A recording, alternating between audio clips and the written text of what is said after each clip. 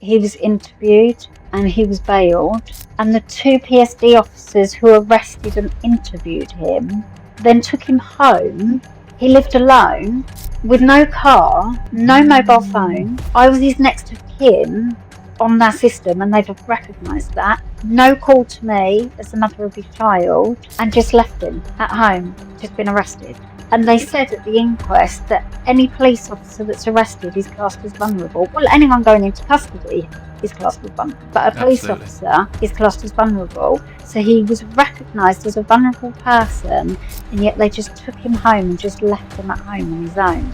Luckily, like, Ben and I had a brilliant relationship, although we were separated, not just for our daughter. He was just my best friend. We just got on. Just to say, I don't think they contributed to his death. I think they 100% caused his death.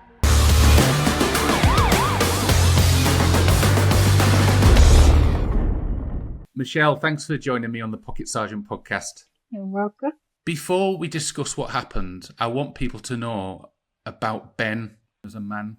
How did you and Ben meet? So we met at Gatwick Airport. I was an immigration officer and he was a police officer. So we met at Gatwick at work in, I'm trying to remember, a long time ago. 20 When years was ago. that? Yeah. Oh, wow. 20 years ago. He'd only been in the police about 4 years when we met. But yeah, we met at Gatwick Airport and everything moved on quite quickly.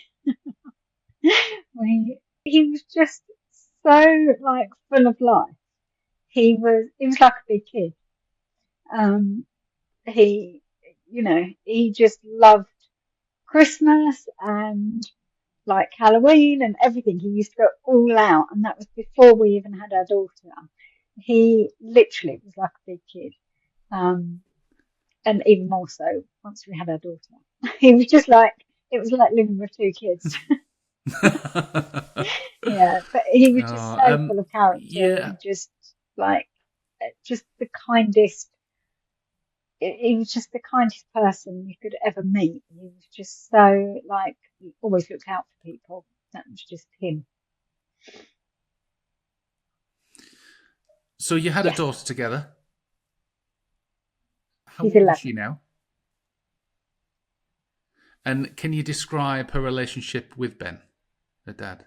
So she had like a sort of crazy relationship with her. Like, he was just fun. Like, if you could bottle fun, it was Ben. They literally, from the age of 4, he had her on roller coasters. That was her thing. He used to take her, like, he would literally pick her up from school and drive to Chessington, which is like an hour away from us. So like she'd finish school at like 3 o'clock, and he'd drive to Chessington, get there for 4 o'clock, just before it was closing at 5.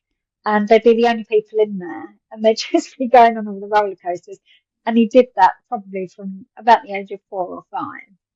I remember one day I was at work, he was taking her to school, and I was getting all these messages from all my friends, like school mums, and they were all like, "Oh, we've just seen Ben. He's taking your daughter to school in a trolley." You know those pull-along baskets that you get at the supermarkets? He found one in the street and just put our daughter in it and pulled her to school on it. And then another time, they both went to school on rollerblades. Like, it was crazy. When you described him as a big kid, I think I see why now. He was, literally. That's crazy. That's crazy. Yeah. Funny though, really funny. Did Ben share with you, in his own words, why he loved policing so much, or what it meant to him? So I think initially Ben loved like the adrenaline side of it. Like, he loved the blue light runs. He loved all the things that I couldn't bear. Like, I did used to work for the police, but as an investigator, not as a police officer, just as a civilian investigator. Like, I could not stand going to like a fight in a pub, or I can't overtake a tractor. If I'm driving along the road, I can't overtake a tractor. but then used to love the blue light runs. He just lived like for the adrenaline side of it initially, but then I think as his career sort of progressed, like he was in for 24 years, and as his career progressed, he did like different roles. So he did quite a long time on response, and like neighbourhoods, and then when he got his sergeants, like he had to do like a rotation, and he got put in custody, and he was only going to do 2 years. He ended up staying for 10. He just loved it. Like he just loved custody. I think it was the team he worked with, and I think a lot of police officers say this. It's about the people that you work with, and he had such a brilliant team, and I think that just kept him there, and he ended up staying in custody. So yeah, he had quite a varied career with the police. He did, at one point, he was like, I've had enough of custody, and went to CID. And he went, and it's a bit of a joke because he went out and bought all new suits because Ben was quite a snazzy dresser. And he went out and bought all new suits, and he did, I think, 3 weeks in CID, and he hated it and went back to custody. So he just had all these suits in his wardrobe that he wore for about 3 weeks. And he was a Fed rep. He was a Fed rep for about 9 years, and he loved the Fed rep side of things. He really loved helping his colleagues, seeing it from a different side. And he was brilliant. He got a commendation actually for being, I don't know, like the best Fed rep of the North County or whatever, but I don't know what it was exactly, but he got so many awards during his career for saving lives and, just amazing things. It was just brilliant. You talked there about some of the roles that he'd done. So from response to custody, his very, very brief stint in CID. I mean, we've touched briefly there on custody, and that is it carries a lot of responsibility. Can you remember anything in particular about some of his roles or incidents within custody that he might have shared with you over the years? So I think where, a lot of this has all stemmed from, in 2022, he released someone from custody who took their own life after being released from custody. And obviously what happens then. There was obviously an investigation. Ben didn't really care about the investigation. It was all NFA, no further action very quickly. But he really struggled with the fact that, this lad had taken his own life, following contact with Ben. And then that was 2022. He had quite a bad experience after that. And then in 2024, it was the lad's inquest, and that really troubled him as well. What were the circumstances around that young lad being in custody in the first place? Do you know much about it? I think he was brought in for being drunk, and he had mental health issues. And the thing with Ben, he always used to say this to me, if he got someone in, and it was their first time in custody, and they were like in their 20s, early 30s, he wouldn't be nice to them. Like Ben was the nicest person you could ever meet, but he wouldn't make it an easy ride, because he used to say to me, I don't want them back. And he used to say, if I make it all nice for them and a lovely place to be, it's no deterrent. So he said to me after this incident, he said, I wasn't nice to him. And I was like, that's not why he did it. Like, he didn't do it because you weren't nice to him, but that really played on him. Ben used to say to me, like, I'll be pleasant to anybody in custody, even if you've committed the most heinous crime against a child, I will still be pleasant to you, because you're not going to get out of this because the way I treated you in custody. So no matter who came in, he was always just Ben. He was just a good bloke. But he did used to make a point that he didn't want to make it such a pleasant place that they'd ever want to come back. And I think... And for people that are watching or listening to this episode of the podcast, I think it is fairly standard when there's been death after police contact for an investigation, just to see what went wrong and whether it could have been prevented. Yes. What effect did the investigation have on Ben, and what exactly happened? So the investigation wasn't like lengthy, or, it wasn't a long investigation, and they looked into what had happened and the circumstances and, the questions that he'd asked this lad before releasing him, and he'd released him to family, and Ben had done everything that he should have done, and the investigation was closed quite quickly. But as I say, the inquest was then heard 2 years later, and that sort of brought it all back. Ben had to give evidence, and obviously you're in front of the family, which is, really quite hard. And he had I don't want to say breakdown, because, it wasn't a breakdown, but it did affect him, and he didn't get a lot of support. He didn't get any support. How did it affect him? He wasn't himself.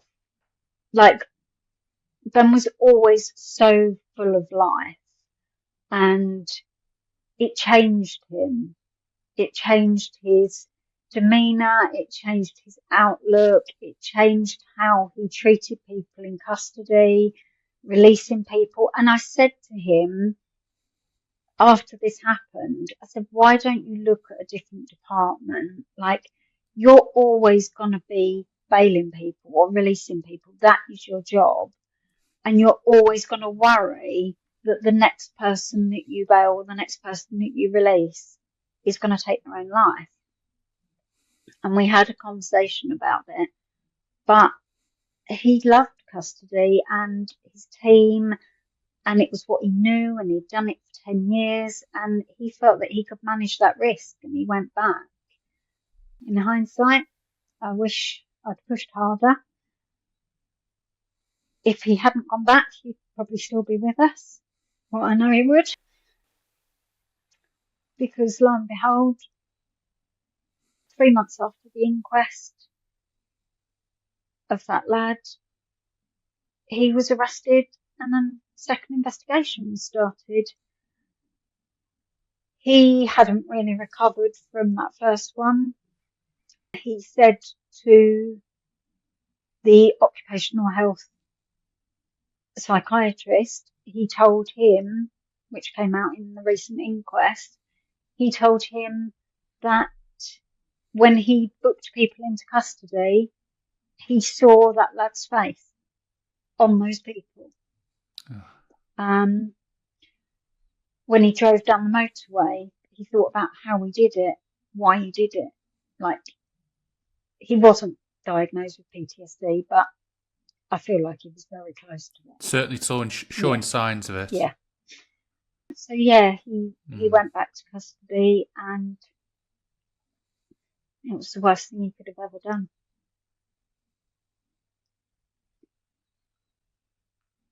At what point was there a referral to occupational health? Was this before the arrest? No. So he went through that whole investigation and the inquest for the lad with no support. And he broke down giving evidence. And it was at that point that a call was put into a welfare officer. And a welfare officer drove to court and picked him up and took him home. Ben was very... I hate to say this because it sounds like I'm putting men into a box, but Ben was a typical man when it came to getting help. In all the years that I knew him, he'd been to the doctor once. Like, he just didn't go to the doctor. And I was like, you need help. You need you need to see the doctor. And in the end, I phoned his GP. What was it in particular that made you think he needs to go to the doctor? On that occasion, he was, like I say, he just wasn't himself. He was so down. You know, I'd go around his house, like, he never opened his curtains, and like the house just wasn't like it used to be, and I just felt like he was spiraling, and I needed to sort of catch him before he fell. And I did phone his GP, and they were brilliant, and they prescribed him antidepressants, which he took for a while, and he sort of bounced back. He seemed to be better, but as I say, it was, that inquest was August 2024, and he was arrested on the 23rd of October 2024. So it wasn't long between the two incidents. Can you tell me about the arrest on the 23rd of October 2024? Ben was on arrest day, and on the 23rd of October, due to go in for an early shift the next day in custody, someone called him and asked him to cover another custody block 2 hours away, still within county, 1.5 away, still in county. Ben often took overtime. He wouldn't usually travel that far, but he often took overtime. So he took the overtime and he drove to the custody block. His words to me were, I was coerced to go to work because on arrival at the custody block, he was a couple of minutes late because it was a long journey and he got stuck in traffic. And he said to me, I walked into custody and the chief inspector was standing there. And Ben had never met the chief inspector before, ironically. And he said, hello, Ben, sorry to meet under these circumstances. PSD are waiting for you in the side room. So Ben went into the side room. He was arrested. He was taken to a custody centre out of county in uniform, taken into a custody block in police uniform. He was interviewed and he was bailed. His car was 2 hours away. They seized his mobile phone, and the two PSD officers who arrested and interviewed him then took him home. He lived alone with no car, no mobile phone. I was his next of kin on their system, and they've recognised that. No call to me as the mother of his child, no welfare officer, and just left him at home, just been arrested.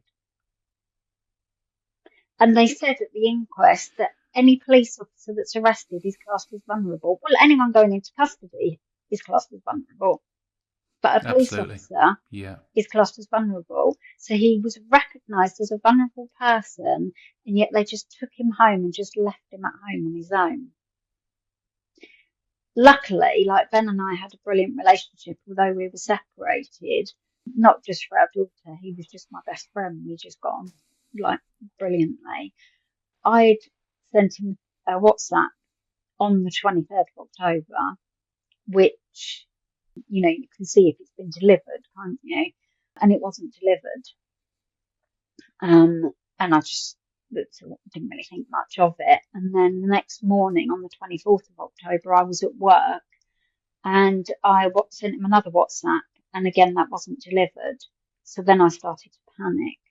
So I knew he was on an early shift. So I called his custody block and I said, can I speak to Sergeant Websdale? And they said, oh, he's not in today. So then I was like, okay, something's not right here.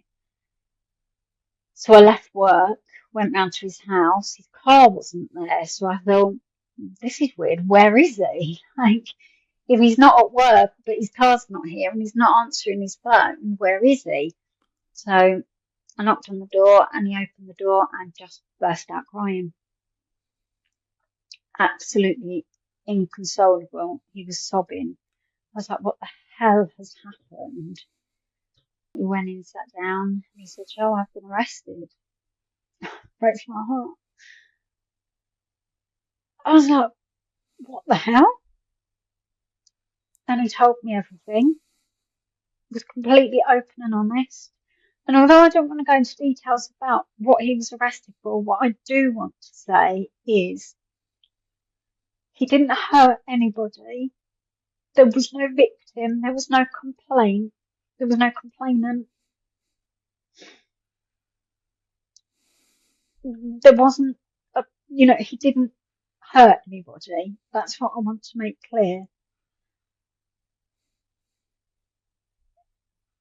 But what gets me about this is that I was a police officer for 8.5 years, and I know it was frowned upon for us, for example, to ask a member of the public who was perhaps wanted to get them into the front desk of the police station and then arrest them. The custody sergeant, 9 times out of 10, would not authorise their detention because they've come to the police station voluntarily. So where is the necessity to arrest? This is a big thing that came up at the inquest. Where was the necessity?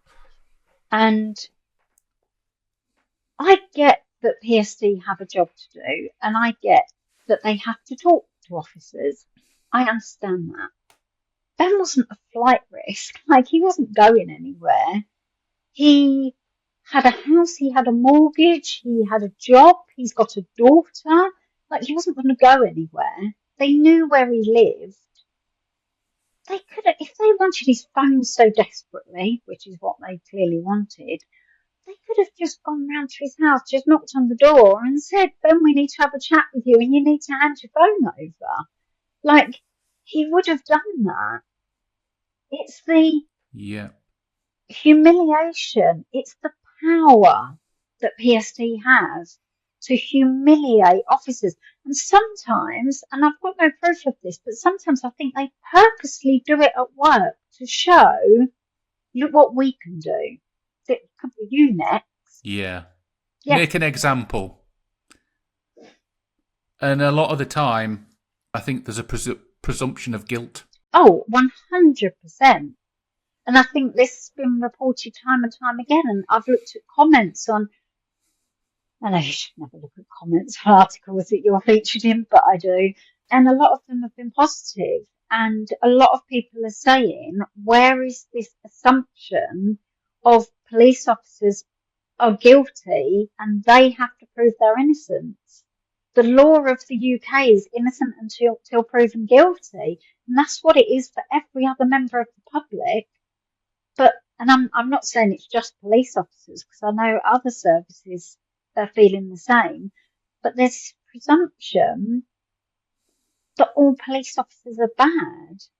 And, one thing that has been quite apparent to me, it's quite a few, not just some, quite a few of Ben's friends and colleagues are under investigation. And it's a lot of men. A lot of men are under investigation. And I think since some officers have committed heinous crimes, all officers have been tarred with the same brush. Harold Shipman did awful things as a GP. That doesn't make all GPs bad. Teachers have done awful things. That doesn't make all teachers bad. And I don't feel like any other profession is treated as a whole like the police are. And I feel like there's this negativity against male police officers that they're all like those officers that committed those awful crimes. And no police officer would have been more angry at those people. I don't know if I can say their names, but you know who I'm referring to. Yeah. Police officers nationwide would have been absolutely appalled by those crimes. But suddenly, PSD and the IOPC draw inference from those people when they're investigating police officers. And like I say, Ben didn't hurt anybody. And throughout the inquest, they referred to what Ben did as a serious crime.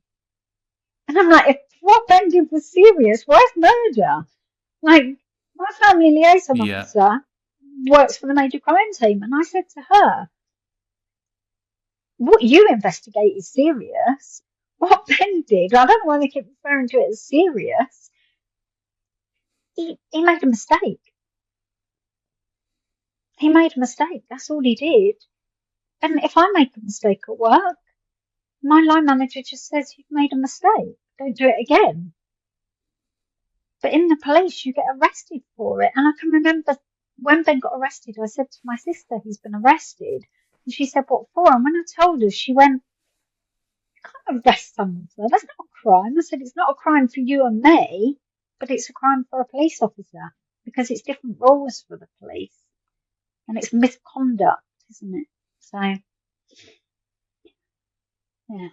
So did they have a statement from anybody? No. Any evidence at all to put to him? No statement. No statement. All there was messages on his phone. Which, of course, and this is one of the other arguments around PSD and fishing expeditions, because even if there was nothing on his phone in terms of messages or anything else in relation to that particular incident, they'll find they're going to go looking for whatever they can. And this is exactly what we said. And this is... And my lawyer in the inquest did quickly slip in the word fishing. It was quickly shot down by the police lawyer, but he managed to get the word in because it was.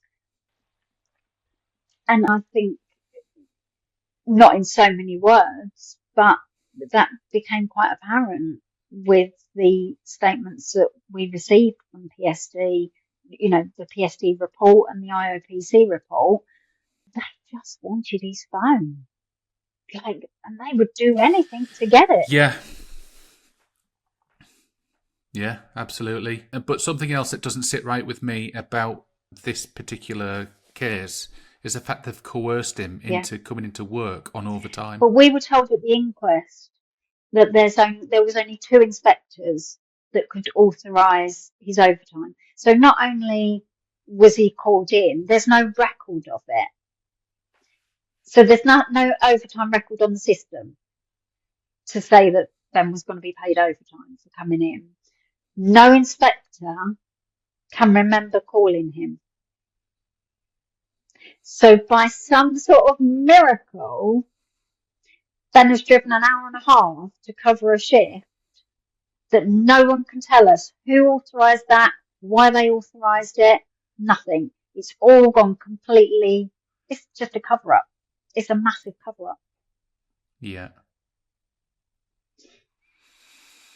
So you've talked about, was it the day after you went and spoke to Ben? I mean, he was obviously really upset at what had happened. Did he share his feelings with you at the time, how he was actually feeling? Probably the end of October, majority of November. I can honestly say, hand on heart, I have never, ever seen anybody that depressed. We would go round, so I'd finish work, pick our daughter up from school, we'd go round. He didn't lock the front door because he knew we would just go round every day. He would be in bed with like a tracksuit on, a dressing gown on, his duvet over him, absolutely sweating, shivering. And we'd just taken food. I'd just taken things like sausage rolls and energy drinks and anything that he could just lay in bed and just eat, not have to cook. I literally physically walked him down the stairs. he was so weak and fragile and frail, he couldn't even walk down the stairs. I'd literally get him downstairs, sit him on the sofa, make him a coffee, and then take him back up. And, you know, I said to them, you answer every single text that I send you. You answer every call that I make to you, because I was worried. I was really worried. And at one point, I sat on his sofa and I asked him outright, I said, have you got any thoughts of taking your own life? And he said yes. What was it specifically that made you ask that question? Because he was so low. He was so depressed. He was literally grey, like he had no colour in him. He was so depressed, and this was going on for weeks. And I said to him, have you thought about that? And he said, I have, but I would never, ever do it. I will never do it because of our daughter. And I said, you will ruin her. It will ruin her life. And he said, absolutely. I will never do it. And I was like, okay. And I believed him. And I was like, okay, we'll get you better. We'll get you through this. And I said to Ben time and time again, like, we will love you no matter what you do. You can go and work in Tesco's. You can be a taxi driver. Like, we don't care what you do for a living. It doesn't bother us if you're a police officer. He was always going to retire at 25 years, and he was 24 years in. He had one more year to go. And I said to him, either stick it out for one more year and then retire after 25 years, or just go sick. You're ill, just go sick. I think people feel trapped in the police. It was all Ben knew. He'd been a police officer for 24 years. It was all he knew. He loved being a police officer. It was his life. It defined him. And I just don't think he could not be a police officer. And when I speak to officers who say they were under investigation and they've left, I'm like, oh, well done you. Well done you for getting out. Like, it's the best thing you can do. And hindsight is a wonderful thing, and I wish I put more pressure on them to leave, but it's hard, isn't it? You don't prepare for somebody taking their own life. That's not how you live.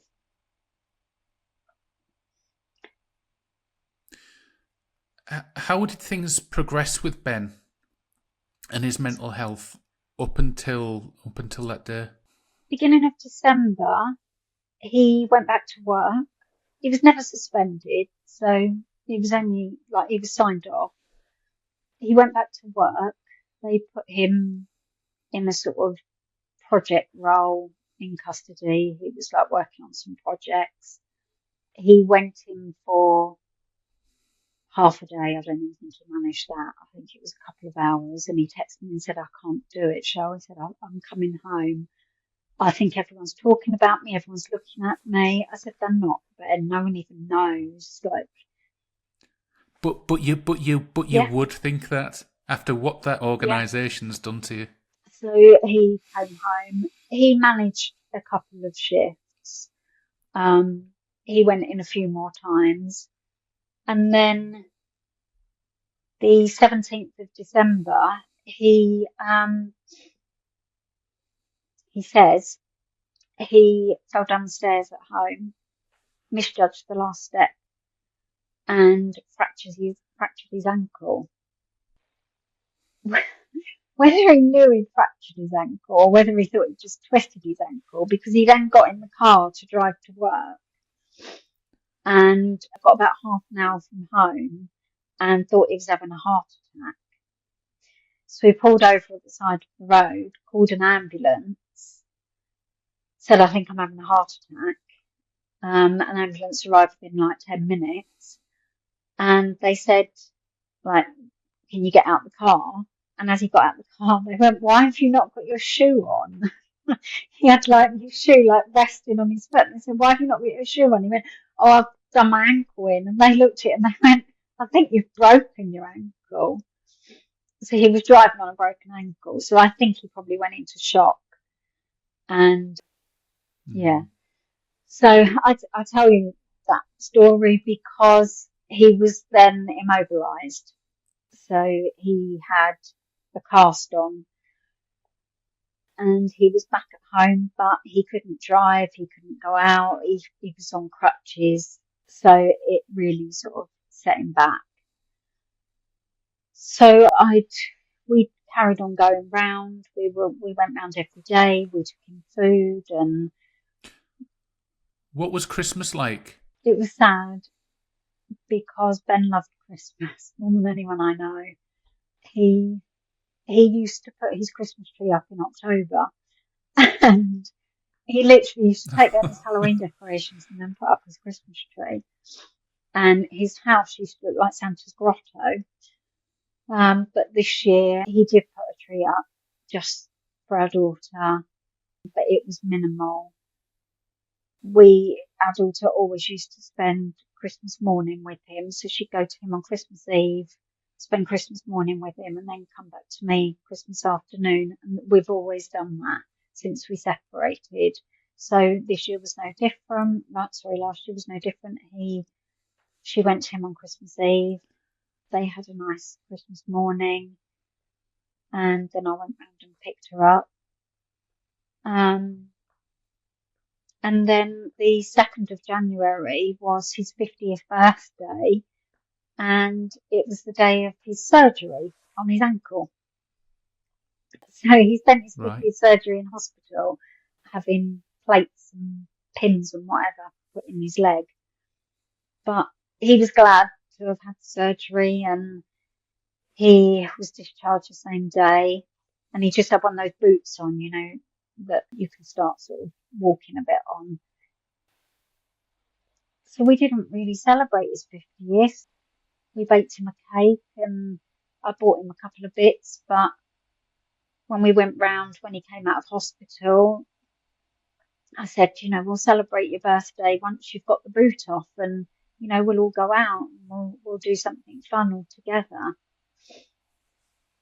And then the next week he was starting to weight bear a little bit, starting to sort of walk around. He was sending me videos of him walking, and I felt like he was on the mend because of the leg, like literally on the mend. What was going on with the investigation at this point? It was just plodding along like investigations do. Like, it's not a quick process. He was in it for the long haul, and he knew that. He knew that he'd be looking at probably a year or more, 2 years. And that troubled him. What was he going to do?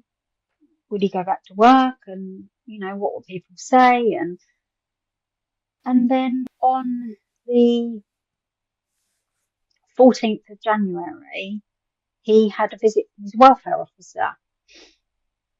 And his welfare officer was his inspector. Like, they were really good friends.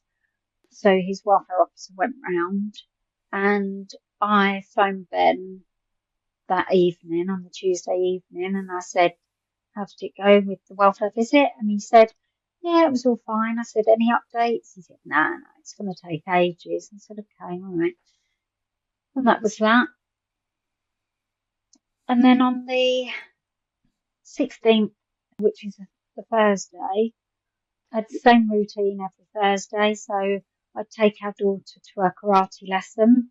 And while she was in karate, I'd go to Lidl to do my weekly shop, and I'd get Ben's food, and I'd do my shop, and then I'd take it round. So I dropped our daughter off at karate, went to Lidl, and I texted him from the car park. And I said, "Just going into Lidl, anything in particular that you want? If not, I'll just get you some bits." And it was delivered, but not read. So I went into Lidl and I whizzed round because I just couldn't concentrate. I just wanted to get round and see he was okay. Did a quick shop, shoved a few bits in the trolley, drove round to his, which was literally 2 minutes away. And when I got to the house, it was in darkness. So I went up just to go in, and the front door was locked, which it was never locked. And do you know what? For a split second, I thought, should I call this in? Should I call the police? And I didn't. And I went round the back, and the back gate was open and the back door was wide open, which I thought was a bit strange, but the house was in complete darkness. And I thought he could be in bed, like he was sleeping weird hours. Sometimes it was only 6:30 in the evening, but sometimes he'd be asleep at 2 o'clock in the afternoon because he'd be awake all night. So I didn't want to wake him up, so I didn't put any lights on. So I just put the flashlight on my phone and walked up the stairs. And I found him.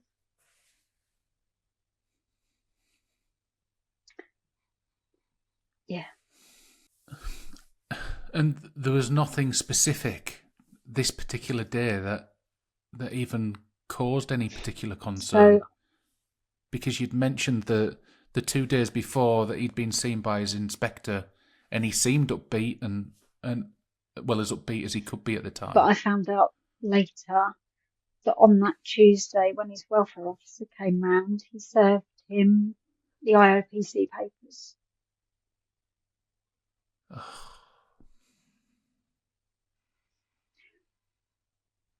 Ben didn't tell anybody that he'd been served the papers, and I believed that as soon as he got served those papers, he made the decision. He prepared for what he was going to do. He left notes.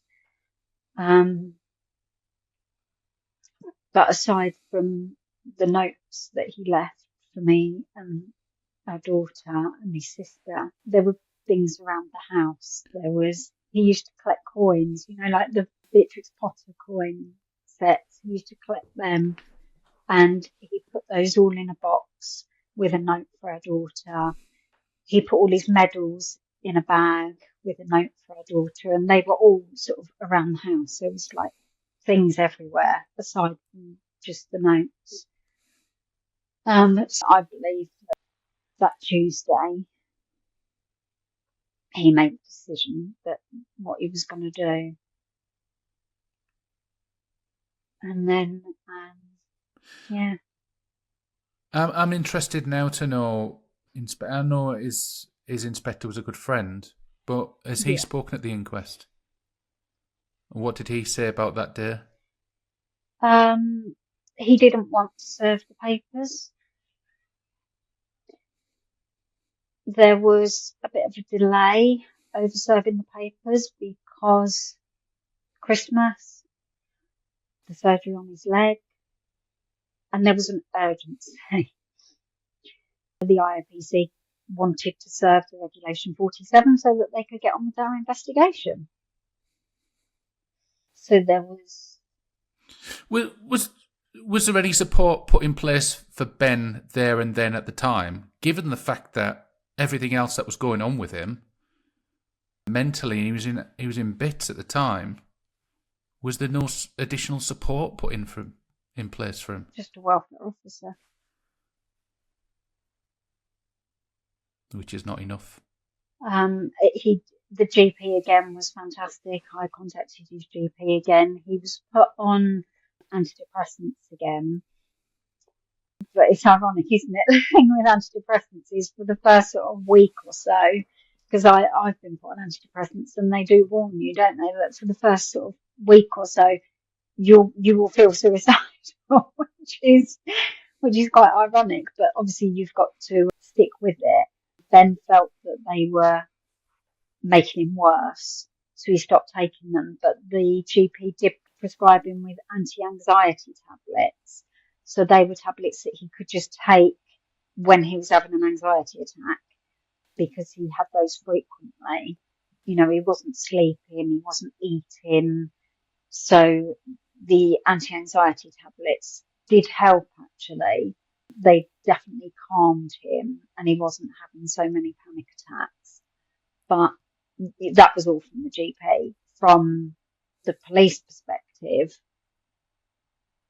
his welfare officer is a lovely, lovely man, and him and Ben were very good friends.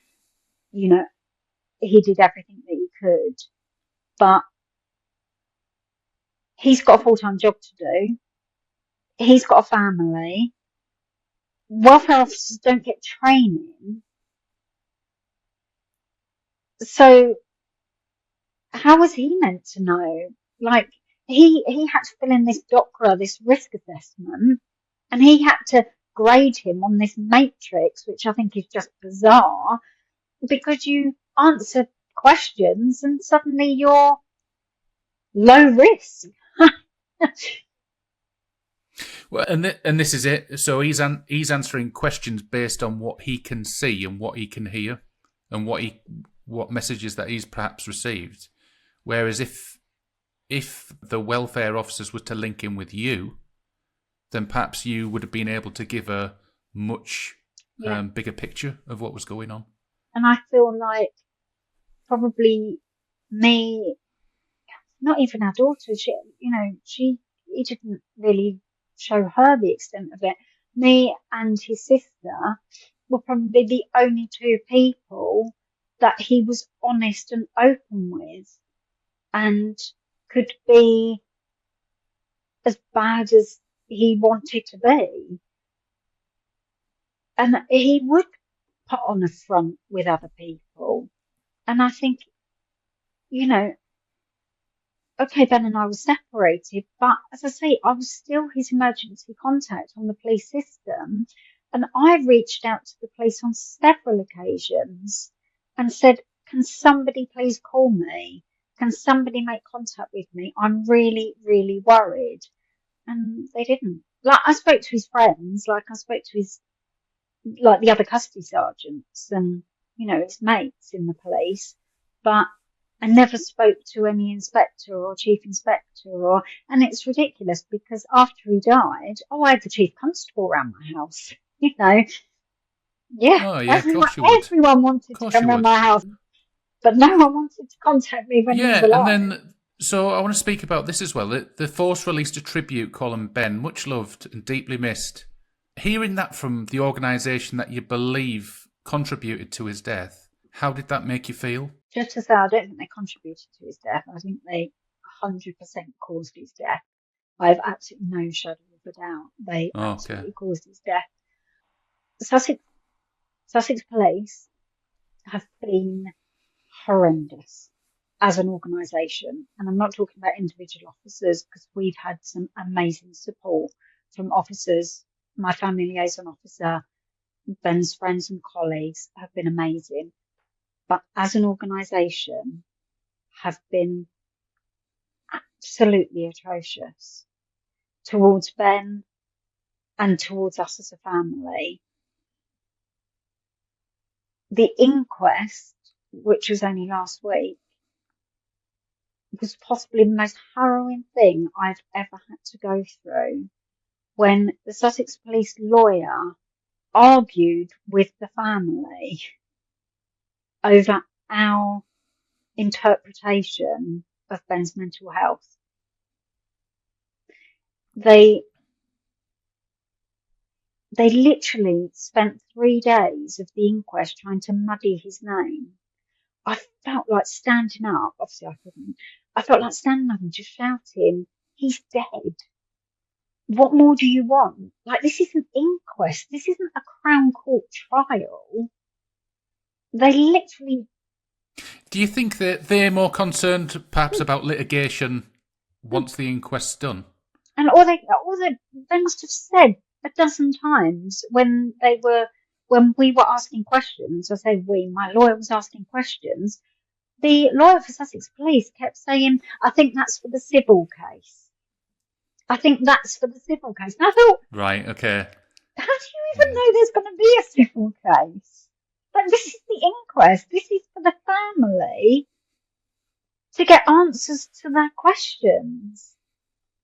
we know the basic facts: who died, where they died, when they died.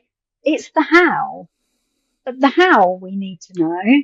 And you're not, they wouldn't tell us who called him in for overtime. They took no acceptance of the fact that he wasn't given a welfare officer. He was taken to custody in uniform. All of that was they just tried to, work their way out of that. We've talked about Ben, his mental health, and what led to him taking his life. How has losing Ben affected you personally, emotionally, mentally, and in daily life?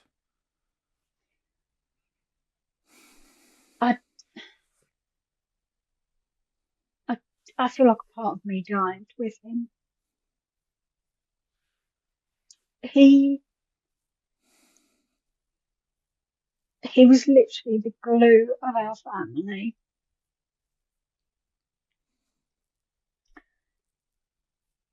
I miss him so much. So much. I look back through text messages and we would literally text each other like 10 times a day. I'd speak to him every day. I would phone him if something good happened, if something bad happened.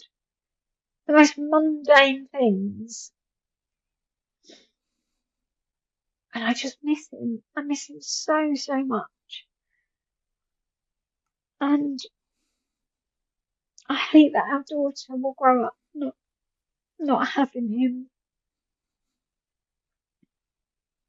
Does your daughter understand what's happened? She does, yeah.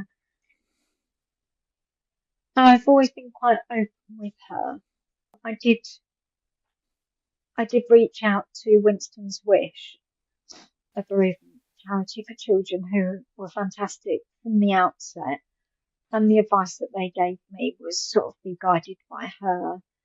And she asked me straight away how we did it. And I didn't feel like that was something that I could share with her. But then when I spoke to Winston's Wish, they actually said, ask her what she thinks, because sometimes their imagination is worse than the truth, if that's possible. Mm.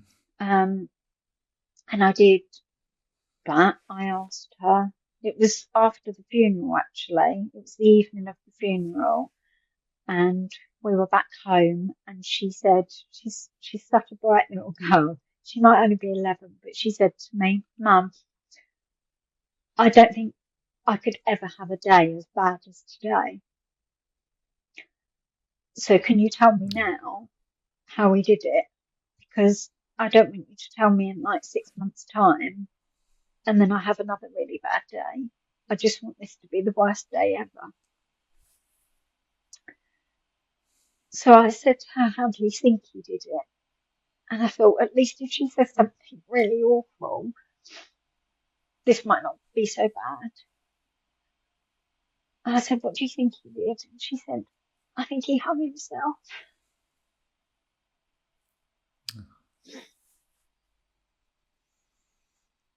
Didn't really know what to say to that. But... No, it's absolutely not something a young child should even have to think about. No, absolutely not. Does she talk about Ben? All the time. All the time. We laugh. We tell funny stories. If there's a funny smell, I go, Dad's farted. Especially in the car. He always used to fart in my car as well. I always say to him, if we're driving along, Dad's in the car. We talk about him all the time. We tell funny stories. We laugh. We cry. We've got pictures of him everywhere. He will always be a big part of our life. I'll never, ever stop talking about him. I'll never shy away from talking about him. I want to make sure that she knows what a brilliant person he was. And I think this is something that the organisation, particularly in policing, you could go as far as the military. These people that were losing family people, they're not just a number, a collar number, a number on your payroll. This is real. Yeah, this absolutely. is real. Like you say, these are family people. These who've got wives and kids or husbands and kids. Like, you know, you're literally destroying whole families. Like, I really, really worry about Ben's sister, my mum's 82. Like, I worry about his friends. I'm forever texting his friends and family and just like, are you okay? Is everyone okay? I think you just become paranoid. Like, if Ben could do it, anyone could do it. I honestly never thought he would do it because of our daughter. He idolised her. He absolutely idolised her, like all dads do, of course. He used to call her his princess. You know, she was his absolute world. And you just think if he could do it, I honestly think anybody could. And I think I've lived with this kind of tension all the time. Is someone else? Are we going to lose someone else? If you could sit in a room, you and your daughter, and speak to someone about Ben, or speak to people about Ben, perhaps people that you've approached, people that could make a change to prevent this happening to anybody else, who would you want in that room to listen to everything that you and your daughter have got to say? PSD.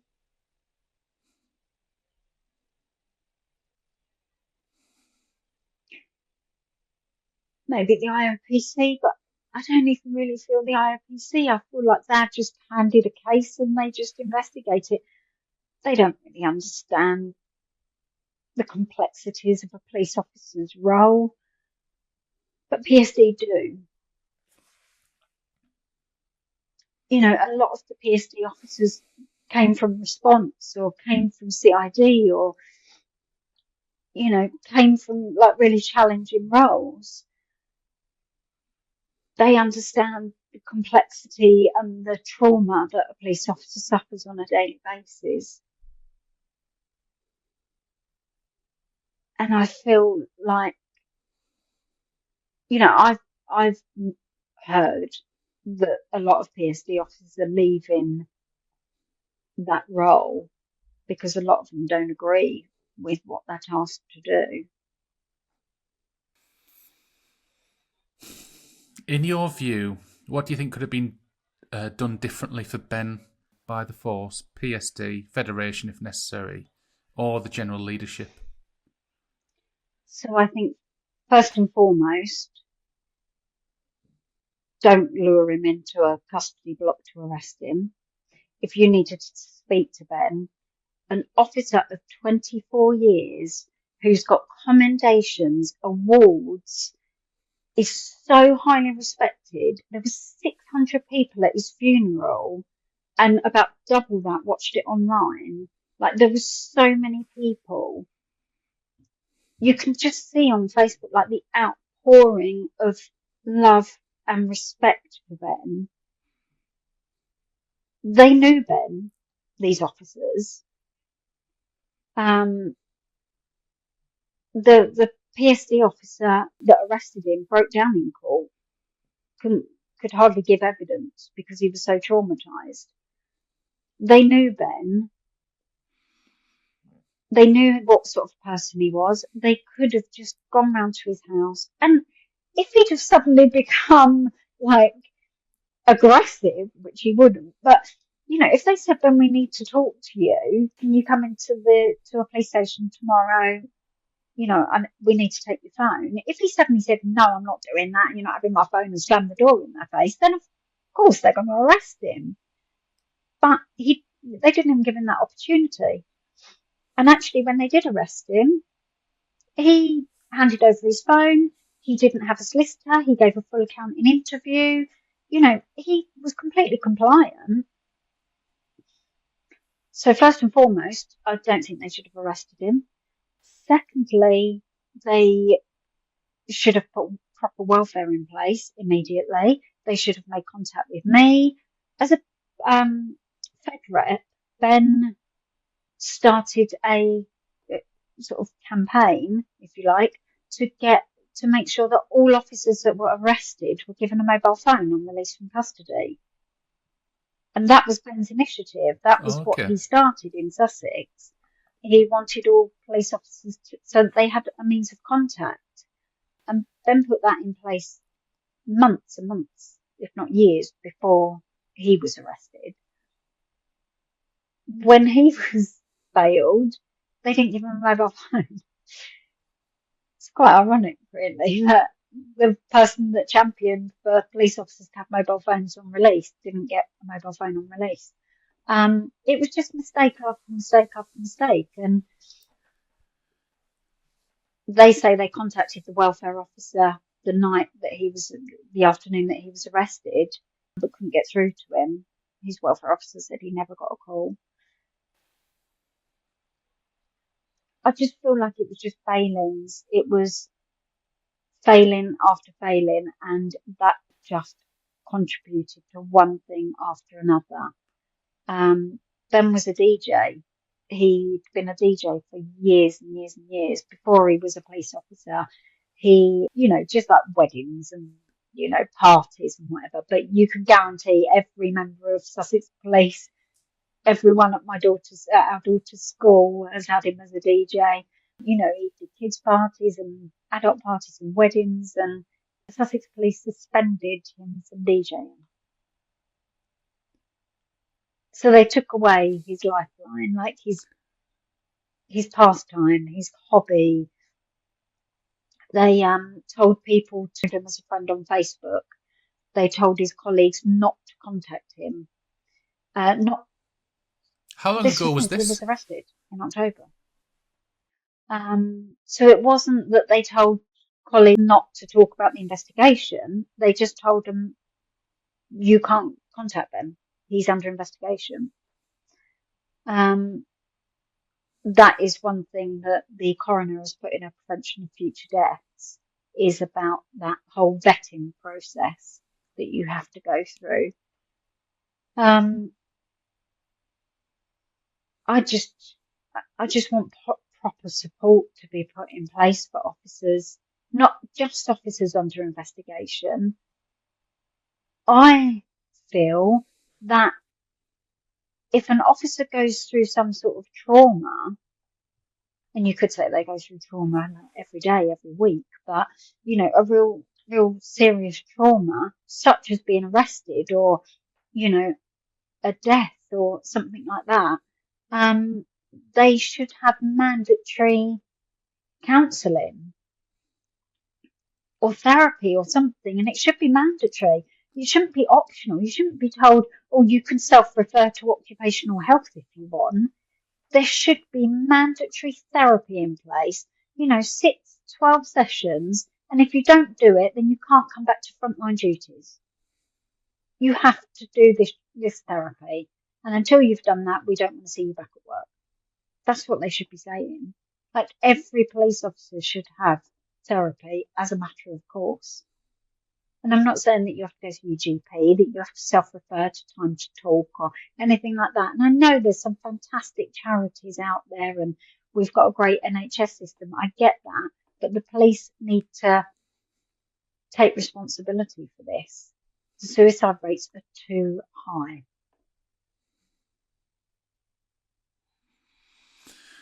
You've shown immense courage speaking about this repeatedly. It must be like you're reliving it each time you talk about it. What's going to happen with you moving forward in terms of the work that you're doing around this? I won't give up. I guess sometimes I feel like it gives me a purpose. It gives me something to focus on.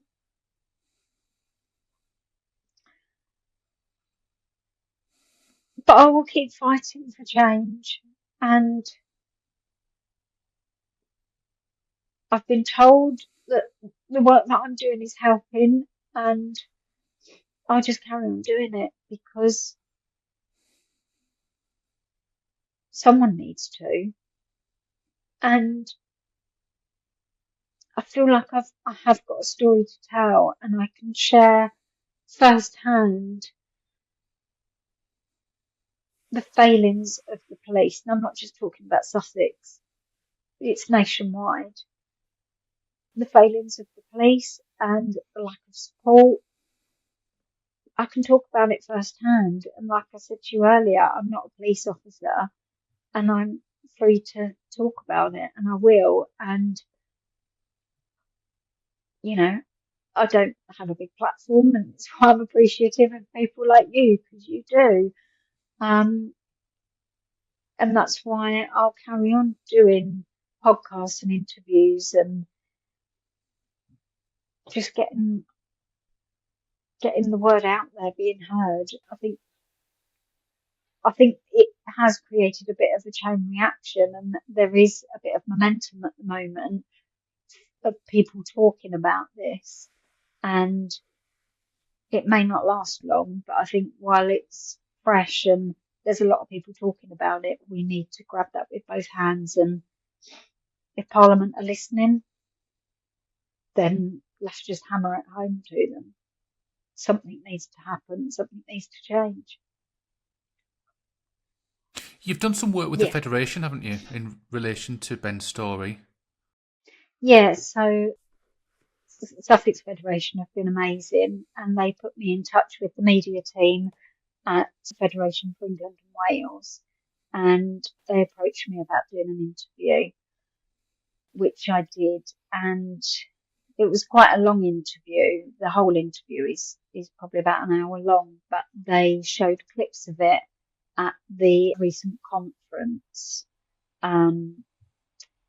of like all the federations got together, and they had a section on suicide in police officers, and they played part of my interview, and they had some really positive feedback from it. And I got an email just a couple of weeks ago from the Federation to say that they'd shared the video with the House of Parliament, and people had watched it and were listening. And that's all I can hope for, is for people to listen. Yeah. But we need action now. It's all well and good people listening, but they've got to do something, and do something quick.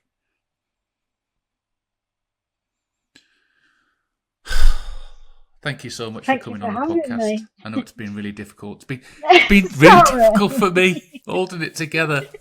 I'm sorry. No, thank you for having me, because as I say, you know, I don't have a platform to talk about it, but others do, and I'm so grateful to you for, you know, letting me talk about Ben, and not just Ben as the wonderful person that he was, but also, you know, the absolute travesty that surrounds his death. Let's just not let it be in vain. Yeah, I really hope that higher ranking cops, chief constables, even heads of PSD listen and watch what you've had to say, and hopefully make some changes within their departments that could prevent anything like this happening again. Absolutely. Okay, well, thanks so much for coming on. Yes, we'll catch up soon. Thank you so much. Bye.